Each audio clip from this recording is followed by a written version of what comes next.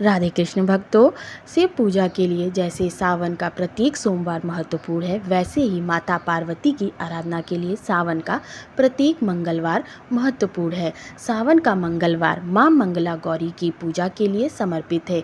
सावन महीने के प्रत्येक मंगलवार को मंगला गौरी व्रत किया जाता है। इस व्रत का प्रभाव सुहागिने पति और संतान की लंबी आयु के लिए यह व्रत करती हैं। लेकिन अगर पति पत्नी दोनों इस व्रत को एक साथ करें और शंकर पार्वती जी की पूजा करें तो वैवाहिक जीवन में प्रेम और सुख शांति बनी रहती है। साल 2023 में सावन माह 4 जुलाई 2023 से शुरू हो रहा है और अधिक मास लगने के कारण इसकी समाप्ति 31 अगस्त को होगी। तो आइए जानते हैं मंगला गौरी व्रत कब है और मुहूर्त और व्रत की विधि के बारे में। सावन के प्रत्येक मंगलवार को मंगला गौरी की उपासना करने वालों को सौभाग्य की प्राप्ति होती है। इस बार अधिक मास होने से सावन 60 दिन यानी 2 महीने का होगा। पंचांग के अनुसार सावन का पहला मंगला गौरी व्रत 4 जुलाई 2023, दूसरा मंगला गौरी व्रत 11 जुलाई 2023, तीसरा मंगला गौरी व्रत 22 अगस्त 2023, चौथा मंगला गौरी व्रत 29 अगस्त 2023।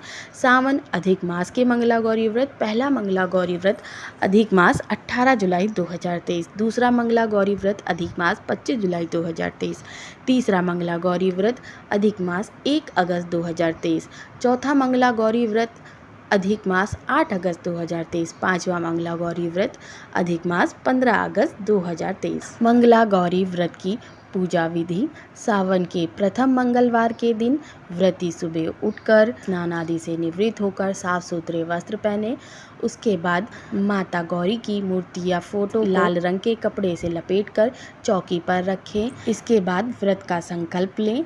गेहूं के आटे से एक दिया बनाएं। इस दिए में 16-16 तार की 4 बत्तियां कपड़े की बनाकर रखी जाती हैं। सबसे पहले श्री गणेश का पूजन करें, उसके बाद कलश का पूजन श्री गणेश जी की पूजा के समान ही किया जाता है। फिर नवग्रह तथा 16 माताओं की पूजा करें। चढ़ाई गई सभी सामग्री ब्राह्मण को दे दी जाती है। मंगला गौरी की प्रतिमा को जल, दूध, दही से स्नान कराएं। वस्त्र आदि पहनाकर रोली, चंदन, सिंदूर, मेहंदी व काजल लगाते श्रृंगार की 16 वस्तुओं से माता को सजाया जाता है। 16 प्रकार के फूल, पत्ते, माला चढ़ाए जाते। फिर मेवे, सुपारी, लौंग, मेहंदी, चूड़ियाँ चढ़ाते। अंत में मंगला गौरी व्रत की कथा सुनी जाती है। कथा सुनने के बाद विवाहित महिला अपनी सास तथा ननद को 16 लड्डू देती है। इसके बाद यही प्रसाद ब्राह्मण को दिया जाता है। अंतिम व्रत के दूसरे दिन बुधवार को देवी मंगला गौरी की प्रतिमा को नदी या पोखर में विसर्जित किया जाता है। इस व्रत को लगातार 5 वर्षों तक किया जाता है। इसके बाद इस व्रत का उद्यापन कर देना चाहिए। मंगला गौरी व्रत की पूजन सामग्री: फल, फूलों की माला, लड्डू, पान, सुपारी, इलायची, लौंग, जीरा, धनिया 16 की संख्या में, श्रृंगार 16 की संख्या में, चूड़ियाँ 16 की संख्या में, मेवे 16 की संख्या में, 7 प्रकार के धान। मंगला गौरी व्रत की कथा।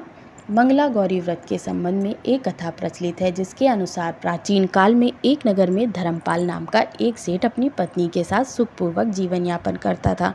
उसके जीवन में उसे धन वैभव की कोई कमी नहीं थी, किंतु उसे केवल एक ही बात सताती थी जो उसके दुख का कारण बनती थी।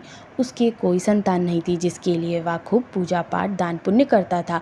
उसके इस अच्छे कार्यों से प्रसन्न होकर भगवान की कृपा से उसे एक पुत्र प्राप्त हुआ, लेकिन पुत्र की आयु अधिक नहीं थी। ज्योतिष के अनुसार उसका पुत्र 16वें वर्ष में सांप के डसने से मृत्यु को प्राप्त होगा। अपने पुत्र को कम आयु जानकर उसके पिता को बहुत ठेस पहुंचा, लेकिन भाग्य को कौन बदल सकता है।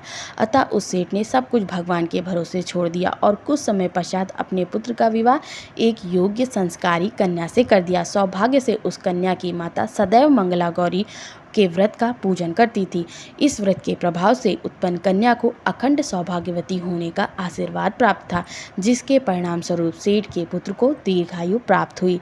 जय भोलेनाथ।